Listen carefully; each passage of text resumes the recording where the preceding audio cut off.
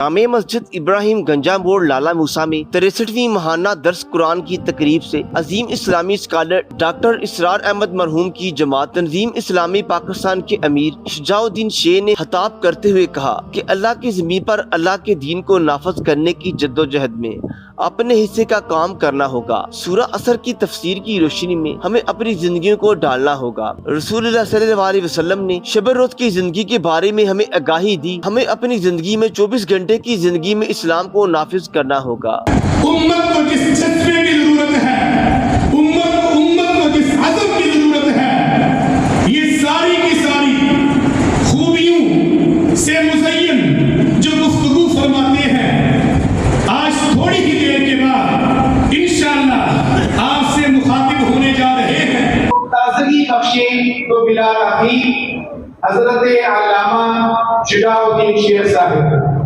العظیم اللہم صلی علی محمد وعلی آل محمد وبارک وسلم رسولہ بالہدا ودین الحق لیظہرہ علی الدین کلہ ولو کرہ المشرکون۔ وقال اللہ تبارک وتعالی، مدرسے کے باہر استقبال کے لیے کھڑے تھے، اللہ تعالیٰ آپ سب کو جزائے خیر عطا فرمائے، اور جتنے حاضرین ہیں میں آپ سب کا شکریہ بھی ادا کرتا ہوں، اور اللہ سے دعا کرتا ہوں کہ اللہ ہم سب کا اس وقت کا بیٹھنا اپنی بارگاہ میں قبول فرمائے، اور مجھے بھی اخلاص سے نیت اور آپ کو بھی اخلاص سے نیت عطا فرمائے، اور خیر کی بات اخلاص سے بیان کرنے، ہمیں سمجھنے اور عمل کا ارادہ لے کر یہاں سے اٹھنے کی توفیق عطا فرمائے۔ کہ ان کے دلوں پر قفل یعنی تالے پڑ گئے، یہ بھی قرآن پاک کی آیات ہے نا، اللہ غور و فکر کی دعوت دیتا ہے نا، تو اس پر بھی توجہ کا معاملہ ہے۔ تو ایک ہم نے اپنے علم دین میں اضافے کی کوشش، اس کے لیے قرآن کا ترجمہ تشریح بھی، قرآن کی مجالس میں شرکت کرنا بھی، مسائل پیش ہیں علماء سے رجوع کریں، ہم کا مطالعہ صلی اللہ علیہ وسلم دینی مجالس میں شرکت تاکہ معلوم ہو کہ کرنے کے کام کیا ہے، اور اپنے ساتھ ساتھ اپنے گھر والوں کی بھی فکر کرنا۔ ہم اپنے گھر والوں کو کل کہاں دیکھنا چاہتے ہیں آخرت میں؟ ہاں کبھی برداشت کریں گے کہ 45 ڈگری ٹیمپریچر میں آپ کے میرے گھر کا پنکھا نہ چلے، چولہے کے اندر انگلی بھی ڈالے؟